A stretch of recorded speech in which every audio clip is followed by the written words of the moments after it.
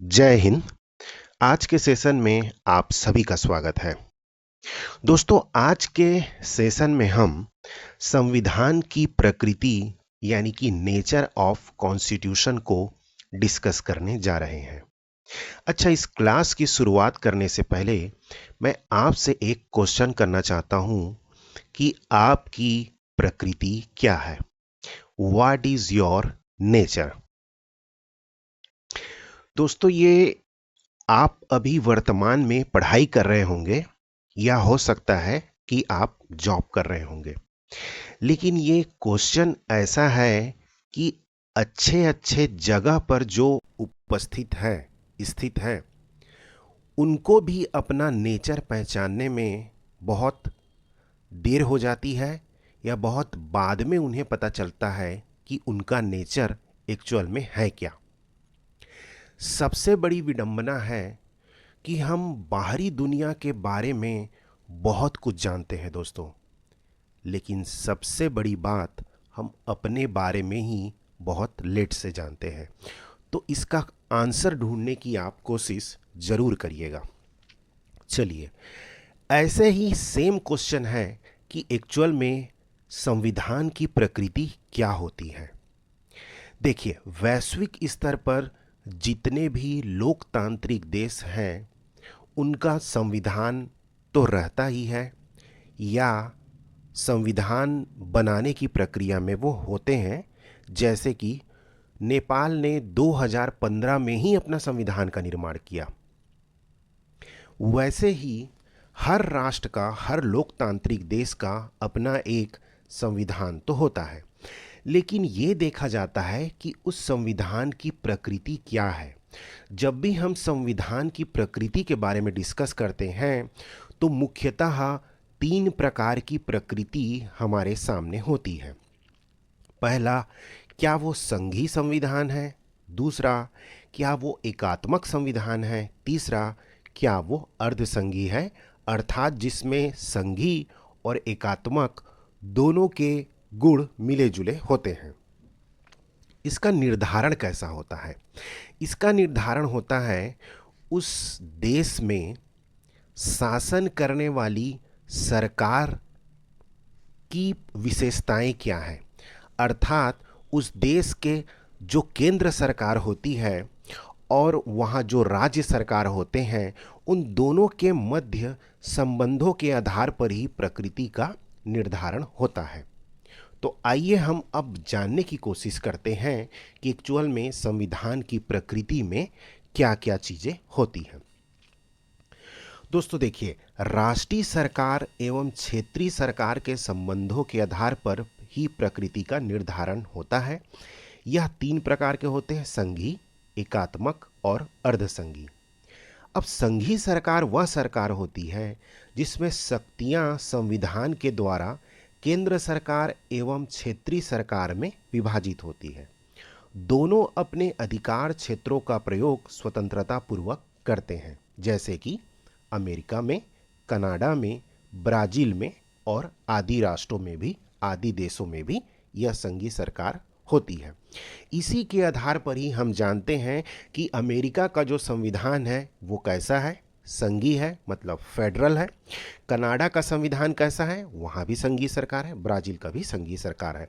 ये आपने समझ लिया कि एक संपूर्ण देश पर राज्य करने वाली केंद्र सरकार और उनके यहाँ जो छोटे छोटे राज्य होते हैं, उनके संबंधों के आधार पर ही निर्धारण होता है।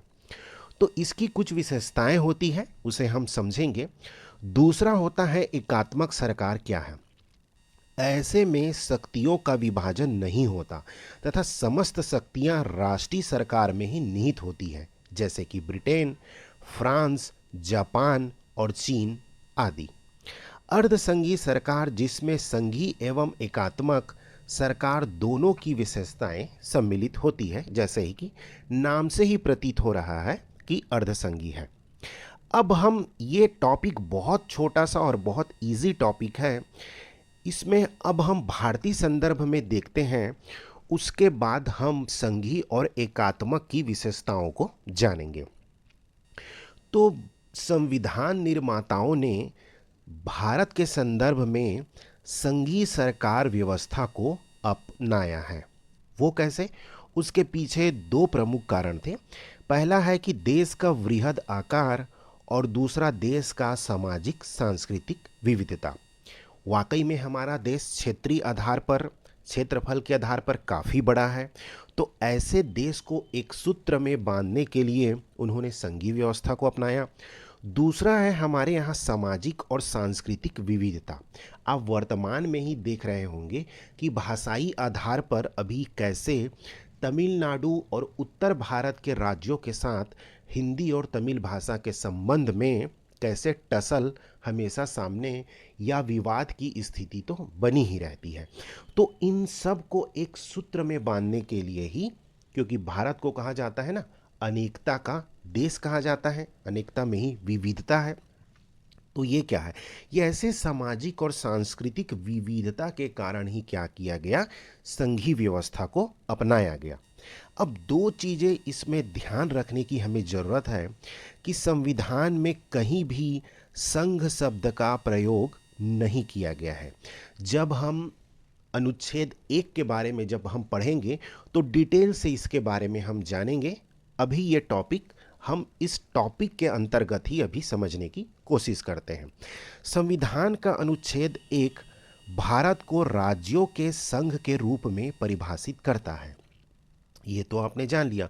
तो डॉक्टर भीमराव अंबेडकर ने संघ शब्द के संबंध में दो बातें बहुत ही स्पष्ट कर दी है। पहला कि अमेरिकी संघ के विपरीत भारत संघ राज्यों के बीच सहमति का प्रतिफल नहीं है, और दूसरा, राज्यों को यह अधिकार नहीं है कि वे स्वयं को संघ से पृथक कर सके। इन दोनों बातों को मैं बहुत ही डिटेल से आपको समझाता हूँ। अब इसे ध्यान से समझिएगा, ये फिर आप जिंदगी में कभी नहीं भूलेंगे। देखिए, जब अमेरिका आज़ाद हुआ उसके बाद वहाँ पे क्या हुई, अब राष्ट्र निर्माण की प्रक्रिया चल पड़ी, है ना। तो अमेरिका में कहा जाता है कि वहाँ स्टार्टिंग में आज़ादी के समय जब अमेरिका नहीं बना था तब वहाँ 13 राज्य थे। ये समझिए कि ये 13 राज्य हैं, ठीक है। ऐसा करके हम मानते हैं कि ये 13 राज्य थे। इन्होंने क्या किया, अपने आप को एक सूत्र में बांधा और ऐसे उन्होंने एक संयुक्त राज्य अमेरिका का निर्माण कर दिया। ये छोटे छोटे राज्य मिलकर ही उन्होंने अपने आप को यूएसए बना लिया। मतलब ऐसे एक सीमा का निर्धारण किया। इस डायग्राम को ध्यान से समझिएगा। ये क्या था, ये जो सीमा निर्धारित हुई यानी कि अपने को अमेरिका बनाया, इन राज्यों ने क्या किया, एक एग्रीमेंट, एक आपसी सहमति के आधार पर इन्होंने क्या बनाया, एक राष्ट्र का निर्माण किया, एक देश का निर्माण किया। तो भारत के संदर्भ में आप देखिए, भारत ऐसा था, ये ऐसा। भारत के क्या हुआ, भारत ने अपने आप को राज्यों में इसलिए बांटा ताकि हमारी प्रशासनिक व्यवस्था वो सुचारू रूप से चल सके। ये आउटर लाइन को आप समझिए कि हम पहले से ही भारत निर्मित था। हमने क्या किया, अपने आप को सिर्फ राज्यों में बांटा, न कि राज्यों ने मिलकर भारत को बनाया। ऐसा नहीं हुआ है, ऐसा हुआ है अमेरिका में। इसीलिए अमेरिका के संदर्भ में कहा जाता है कि अमेरिका राज्यों के बीच में सहमति का परिणाम है। पहला कथन आप पढ़िए कि अमेरिकी संघ के विपरीत भारत राज्य संघों के बीच सहमति का प्रतिफल नहीं है। इस सेंटेंस को आप अच्छे से समझ गए कि भारत ने सिर्फ अपने आप को प्रशासनिक दृष्टिकोण से राज्यों में बांटा है। भारत अखंड है, बटा हुआ नहीं है, सहमति का परिणाम नहीं है। दूसरा, अंबेडकर साहब ने यह बातें स्पष्ट की कि राज्यों को यह अधिकार नहीं है कि वे स्वयं को संघ से पृथक कर सकें। जैसा कि अमेरिका में हम, वहाँ अपना राज्यों का खुद का संविधान है। आज अमेरिका के 50 राज्य हैं, लेकिन 50 राज्य अपने आप में एक देश के समान है, क्योंकि उन्होंने सब मिलकर अमेरिका को बनाया है। हमारे यहाँ ऐसा नहीं है। हमारे यहाँ जो राज्य हैं वो इस भारत से कभी भी अलग नहीं हो सकते। वे कभी भी अलग होने का उनको अधिकार नहीं है, बल्कि भारत किसी भी राज्य को दूसरे छोटे राज्य में बांट सकता है। ये समझिए कि यूपी है तो हम यूपी को 2 भागों में बांट सकती है केंद्र सरकार। केंद्र सरकार के पास ऐसा पावर है। तो आई थिंक ये दोनों सेंटेंस को आप बहुत अच्छे से समझ चुके होंगे। अब हमें कुछ नहीं करना है, सिर्फ क्या करना है कि आपके एग्ज़ाम के पॉइंट ऑफ व्यू से आपके एग्ज़ाम की प्रकृति जो है वो एनालिटिकल क्वेश्चन आपसे नहीं पूछती है, वो क्या करती है आपसे सीधा अंडरस्टैंडिंग वाले क्वेश्चन पूछती है। उसमें सीधा पूछ लिया जाएगा कि संविधान की संघीय प्रकृति की विशेषताएं बताइए, तो आप सीधा सीधा इनको लिख दीजिए। संविधान की एकात्मक प्रकृति की विशेषताएं बताइए, तो आप सीधे सीधे इन सारे विशेषताओं को आप लिख दीजिएगा। तो इन विशेषताओं को हम अब वन बाय वन करके पढ़ते हैं, और यही भारतीय संविधान की विशेषताएं हैं, जिसमें संघीय विशेषताएं तो है ही भारत की संविधान में, साथ ही साथ कुछ एकात्मक विशेषताएं भी है। अब मैं लास्ट में इसको एक चीज़ को समझाऊंगा कि आपके एग्ज़ाम के पॉइंट ऑफ व्यू से हम जो पढ़ रहे हैं वो मोर देन इनफ है। तो चलिए अब शुरुआत करते हैं भारतीय संविधान की संघीय विशेषताएं। देखिए, संघ वर्ड जब भी आएगा तब आपको अपने माइंड में ध्यान रखना है कि यह केंद्र और राज्यों के बीच संबंधों के संदर्भ में बात कही जा रही है। मतलब एक केंद्र है और दूसरा क्या है, राज्य है। इनको मिलाकर ही संघ कहा जाता है। जैसे कहा जाता है ना कि भारत क्या है, राज्यों का संघ है ना। तो राज्यों के संघ के संदर्भ में ही यह बात कही जाती है। पहला विशेषता है द्वैध राज पद्धति। इसका मतलब क्या है कि संविधान ने संघ स्तर पर केंद्र एवं राज्य स्तर पर राज पद्धति को अपनाया है। मतलब एक केंद्र सरकार है और दूसरा क्या है, छोटे छोटे राज्य सरकार है। तो है हो गई ना कि भारत में द्वैध राज पद्धति है, मतलब द्वि प्रकार की राज पद्धति है, ये हमने देख लिया। दूसरा, प्रत्येक को संविधान द्वारा क्रमशः अपने क्षेत्रों में संप्रभु शक्तियां दी गई है। बिल्कुल, संविधान ने यह निर्धारित कर दिया है कि कौन कौन से क्षेत्रों में आपको स्वतंत्रता प्राप्त है कि आप अपने क्षेत्रों में शासन कर सकते हैं। तो वही है द्वैध राज पद्धति। आपको एग्जाम में पूछा जाएगा कि बिल्कुल हर टॉपिक में दो दो लाइन आप लिख दीजिएगा, आपका आंसर सफिशिएंट हो जाएगा। दूसरी प्रमुख विशेषता है लिखित संविधान। जैसे हमने संविधान की विशेषता में पहले ही देखा था, बस कुछ नहीं है, आप जैसे ही समझेंगे उस हिसाब से आपको लिखना है कि भारत एक लिखित अभिलेख है, भारत का संविधान। इसमें केंद्रीय एवं राज्य सरकारों की शक्तियों एवं उनके प्रयोग की विस्तृत विवेचना की गई है। बिल्कुल, लिखित संविधान में हर चीज़ों को बताया गया है ताकि यह उन दोनों के मध्य कोई गलत फहमी पैदा नहीं होने देता। ये चीज़ें हो गई। इन विशेषताओं को दोस्तों आपने पहले भी संविधान की विशेषता वाले चैप्टर में बहुत अच्छे से पढ़ा है, तो इसमें आपको अब समझने में दिक्कत नहीं जाएगी। हम एक एक करके जानते हुए चलते हैं और कुछ दो लाइनें में उनकी डील करते हुए चलते हैं। दूसरा होता है शक्तियों का विभाजन। तो संविधान में केंद्र एवं राज्यों के बीच शक्तियों का विभाजन किया गया है। 7वीं अनुसूची में केंद्र, राज्य एवं दोनों से संबंधित यानी कि समवर्ती सूची का क्या किया गया है, बता दिया गया है कि इन विषयों में केंद्र सरकार कानून बना सकती है, राज्य सूची के संबंध में राज्य सरकार कानून बनाती है, और समवर्ती सूची में दोनों कानून बना सकते हैं। यानी कि संघीय शब्द जब भी आए तो आपको देखना है कि इसमें केंद्र और राज्य का बराबर का अस्तित्व है, यानी कि दोनों को बराबर यहाँ क्या दिया जा रहा है, वैल्यू दी जा रही है। दोनों का क्या है, यहाँ पे अस्तित्व है। दूसरा होता है संविधान की सर्वोच्चता। हमारे देश में संविधान सर्वोच्च है, हमने पहले ही पढ़ा। सरकार के जो घटक है, मतलब सरकार किसे कहा जाता है, सामान्य शब्दों में हम सरकार से जो अभिप्राय होता है वो हमारा क्या होता है, हम केंद्र सरकार या राज्य सरकार को ही सरकार समझते हैं।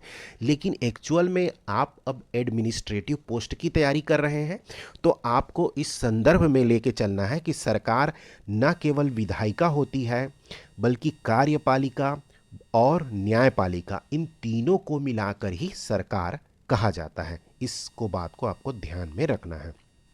तो क्या है, सरकार के दोनों स्तरों पर संविधान द्वारा विधित क्षेत्र के अंतर्गत कार्य करना चाहिए। बिल्कुल, हमारे यहाँ संविधान सर्वोच्च है, न तो केंद्र सरकार और न ही राज्य सरकार उसके बाहर है। ये समझ आ गया। तीसरी संघीय विशेषता में है कठोर संविधान। संविधान में संशोधन इस सीमा तक कठोर है जिससे वे प्रावधान जो संघीय संरचना से संबंधित हैं मात्र केंद्र एवं राज्य सरकारों की समान संस्तुति से ही संशोधित किए जा सकते हैं।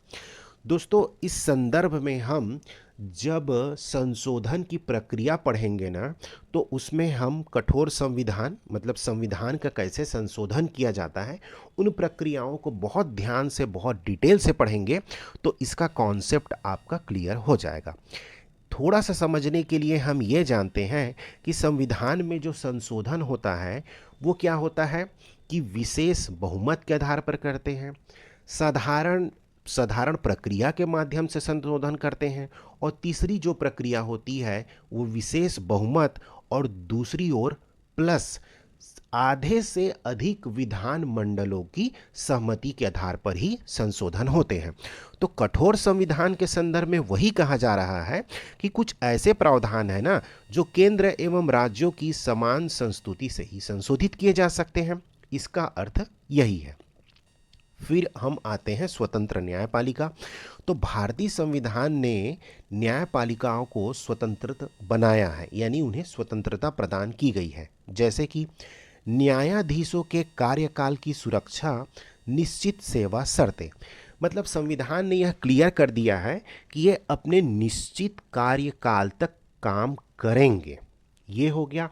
दूसरी बात कि जैसे ही उनकी नियुक्ति होती है उनकी शर्तों में, उनकी सेवा शर्तों में किसी प्रकार की कमी नहीं की जा सकती, संसद भी उसे नहीं बदल सकती। तो इस प्रकार से क्या है, हमारे यहाँ स्वतंत्र न्यायपालिका है। इस स्वतंत्र न्यायपालिका वाले कॉन्सेप्ट को जब हम सुप्रीम कोर्ट, हाई कोर्ट पढ़ेंगे ना, तो और डिटेल से अभी देखेंगे। सिर्फ आप उन सभी इन टॉपिकों के क्या कर रहे हैं, एक ओवरव्यू को देख रहे हैं। इन सभी चीज़ों को अभी आपको बहुत डेप्थ में पढ़ना है, इन डेप्थ हम पढ़ेंगे। द्विसदनीय विधायिका बहुत ही ईजी है। संविधान ने द्विसदनीय विधायिका की स्थापना की है, जैसे कि उच्च सदन राज्यसभा, निम्न सदन लोकसभा। तो यहाँ तक आपने देखा संघीय संविधान की कुछ विशेषताएं। राज्यसभा केंद्र के अनावश्यक हस्तक्षेप से राज्यों के हितों की रक्षा करती है। तो इस हिसाब से क्या होती है, राज्यसभा में जब राज्यों का प्रतिनिधित्व होता है ना, तो वो क्या करती है, केंद्र सरकार को सीमाओं में रखती है और राज्यों के हितों की रक्षा करती है। अब हम आते हैं संविधान की एकात्मक विशेषताएं। एकात्मक विशेषताओं का सीधा सा संबंध है कि यहाँ पर केंद्र सरकार के पास समस्त शक्तियां हो जाती है और केंद्र सरकार मुख्य रूप से सशक्त हो जाते हैं। तो भारतीय संविधान में भी कुछ ऐसी विशेषताएं हैं जो एकात्मक या गैर संघीय विशेषताएं हैं। हम एक एक करके जानते हैं। संघीय में क्या था कि केंद्र सरकार और राज्यों के बीच में शक्तियां क्या थी, विभाजित थी। अब यहाँ पे होगा कि मुख्य रूप से केंद्र अब यहाँ पे सशक्त हो जाता है। तो पहली ही विशेषता है सशक्त केंद्र। शक्तियों का विभाजन केंद्र के पक्ष में है। केंद्रीय सूची में राज्य के मुकाबले ज़्यादा विषय है, बिल्कुल सही। केंद्रीय सूची में ज़्यादा महत्वपूर्ण विषय शामिल है और समवर्ती सूची में केंद्र को ऊपर रखा गया है। जब हम 7वीं अनुसूची पढ़ेंगे उस समय हम देखेंगे केंद्र सूची, राज्य सूची और समवर्ती सूची के बारे में। यहाँ पे उन्हीं सूचियों के संदर्भ में ही बताया जा रहा है कि केंद्रीय सूची में ज़्यादा विषय हैं इसलिए केंद्र सशक्त है, केंद्रीय सूची में महत्वपूर्ण विषय है इसलिए केंद्र सशक्त है, और समवर्ती सूची में केंद्र सरकार और राज्य सरकार दोनों कानून बनाते हैं, लेकिन केंद्र सरकार द्वारा बनाए गए कानून यानी कि संसद द्वारा जो कानून बनाए जाते हैं उसको प्राथमिकता दी जाती है एज कंपेयर टू राज्य द्वारा बनाए गए कानून के।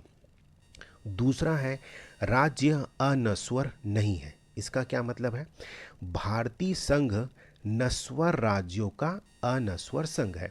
मतलब सीधा सा कथन है कि किसी भी राज्य को संसद चाहे तो खत्म कर सकती है, उसके सीमाओं में परिवर्तन कर सकती है, उसके नाम में परिवर्तन कर सकती है, उसे विभाजित कर सकती है। तभी तो एमपी से अलग होकर छत्तीसगढ़ की स्थापना की गई। तो मतलब क्या है, एमपी का नाम कभी भी बदल दिया जाएगा, मतलब वह राज्य को कभी भी समाप्त किया जा सकता है। इसीलिए कहा जाता है कि भारत क्या है, नस्वर राज्यों का यानी समाप्त होने वाले राज्यों का अनस्वर संघ है। मतलब संघ को समाप्त नहीं किया जा सकता, इसका सीधा सा मतलब यही है। संसद एक तरफा कार्यवाही द्वारा उनके क्षेत्र, सीमा, राज्य के नाम को परिवर्तित कर सकती है। ये देख लिया आपने। फिर होता है एकल संविधान। भारतीय संविधान सिर्फ केंद्र का ही नहीं, राज्यों का भी है, बिल्कुल सही है। लेकिन भारत में राज्यों को अपना संविधान बनाने का अधिकार नहीं है। भाई, केंद्र सरकार यानी कि संसद में ही संविधान में संशोधन किया जा सकता है, किसी प्रकार का अमेंडमेंट करना हो तो राज्य तो नहीं कर सकती। इसीलिए यहाँ पे क्या है, केंद्र सरकार फिर सशक्त हो जाते हैं। दूसरा है एकल नागरिकता।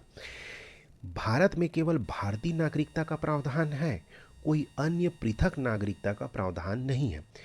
कभी आपने कहा है कि क्या मैं छत्तीसगढ़ का नागरिक हूँ? हम क्या कहते हैं, हम निवासी हैं यहाँ के, न कि हम नागरिक हैं। नागरिक तो हम भारत के होते हैं, क्योंकि हमारे यहाँ एकल नागरिकता का प्रावधान है संविधान में। ठीक है। एकीकृत न्यायपालिका। भारतीय संविधान द्वारा सबसे ऊपर उच्चतम न्यायालय के साथ एकात्मक न्यायपालिका की स्थापना की गई है, और इसके अधीन ही क्या होते हैं, राज्य के उच्च न्यायालय होते हैं, है ना। जैसे क्या होता है कि सुप्रीम कोर्ट जो है वही क्या करता है, राज्यों के जो उच्च न्यायालय है, हाई कोर्ट को क्या करता है, कंट्रोल करता है, मॉनिटर करता है ना। इसका कहने का मतलब यही है। इस प्रकार हमारे यहाँ एकीकृत न्यायपालिका है। आपातकालीन उपबंध, इसके बारे में इसका तो एक अलग ही चैप्टर है, हम डिटेल से पढ़ेंगे। लेकिन इसका कहने का संदर्भ है, जब भी आपको लिखना होगा इसमें 2 लाइन लिखने के लिए, केंद्र सरकार के पास सभी शक्तियां आ जाती है कब, आपातकाल के दौरान, और राज्य केंद्र के पूर्ण नियंत्रण में आ जाते हैं। चाहे आपातकाल की स्थिति हो, चाहे जब राष्ट्रपति शासन लगता हो, तो राज्यपाल क्या है, वो सीधे सीधे केंद्र सरकार के निर्देशों पर ही काम करते हैं। तो इस प्रकार क्या होता है, राज्य क्या होता है, केंद्र के नियंत्रण में आ जाता है। ठीक है, मतलब है ना। राज्य प्रतिनिधित्व में समानता का अभाव। इसका सीधा सा मतलब ये है कि राज्यसभा में राज्यों की जो प्रतिनिधित्व है उसमें भिन्नता है। अमेरिका में क्या हुआ है कि वहाँ जो 50 राज्य हैं, सभी 50 राज्यों को, जो स्टेट है उनको ये समझिए कि वहाँ के जो राज्यसभा में उनको 2-2 सीट निर्धारित कर दी गई है। हमारे यहाँ ऐसा नहीं है, क्योंकि ये जनसंख्या पर आधारित है। छत्तीसगढ़ में जो राज्यसभा की सीटें हैं, क्या वो यूपी के बराबर है क्या? बिल्कुल नहीं है। इसी प्रकार क्या है, राज्यों की जो प्रतिनिधित्व है राज्यसभा में, उसमें भिन्नता है। संविधान का लचीलापन इसमें दिखाई देता है। संविधान का एक बड़ा हिस्सा है, उसे संसद साधारण या विशेष बहुमत द्वारा एकल प्रणाली से संशोधित कर सकता है। जब हम संशोधन के चैप्टर को पढ़ेंगे, संविधान संशोधन कैसे किया जाता है, तब उसे हम डिटेल से देखेंगे। यहाँ बस एक ओवरव्यू के लिए आप समझिए कि कुछ प्रावधान ऐसे हैं जिसे संसद अपने साधारण बहुमत से, हम देखेंगे कि साधारण बहुमत क्या होता है, विशेष बहुमत क्या होता है, हम उस चैप्टर में इसको बहुत डिटेल से समझेंगे।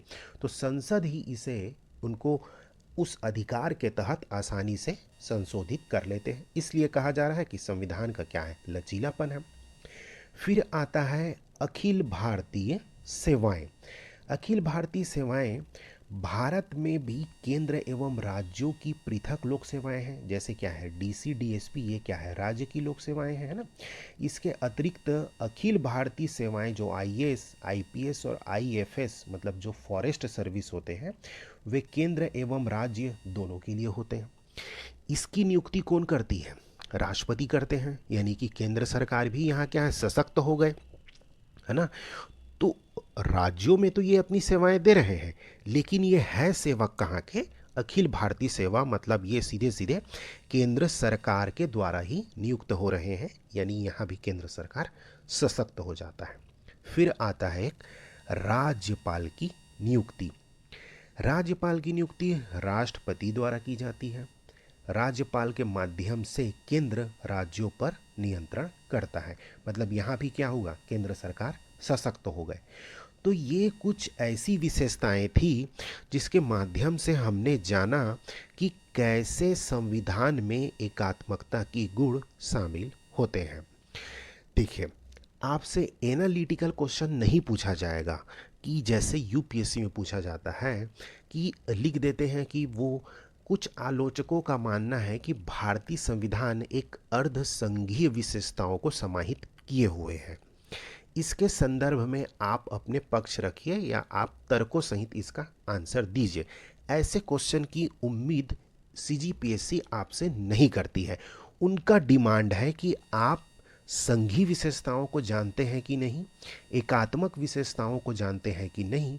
इसके लिए आपको क्या करना है, सीधे सीधे इन विशेषताओं को आपको याद रखना है, न केवल एग्ज़ाम के पॉइंट ऑफ व्यू से बल्कि प्रीलिम्स में तो सीधे सीधे क्वेश्चन हमेशा इससे बनते हैं, है ना, कि कौन कौन से एकात्मक विशेषताएं हैं, कौन कौन सी संघीय विशेषताएं हैं। तो इस प्रकार हमने जाना संविधान की प्रकृति के बारे में। आपको मैंने जो क्वेश्चन स्टार्टिंग में पूछा था उसका आंसर एक बार ढूंढने की कोशिश आप ज़रूर करिएगा, क्योंकि ये अक्सर आपके इंटरव्यू में ये क्वेश्चन पूछे जाते हैं। तो आई होप आपका ये सेशन आपको अच्छा लगा हो। नेक्स्ट सेशन में हम अब सबसे इम्पोर्टेंट जो टॉपिक है और यहाँ से अनुच्छेदों की शुरुआत होती है, हम देखेंगे मौलिक अधिकार। फिर उसके बाद हम धीरे धीरे टॉपिक बाय टॉपिक आगे बढ़ते चलेंगे। तब तक नेक्स्ट सेशन में आपसे मुलाकात होगी। अपना बहुत ख्याल रखिएगा। Thank you so much. जय हिंद।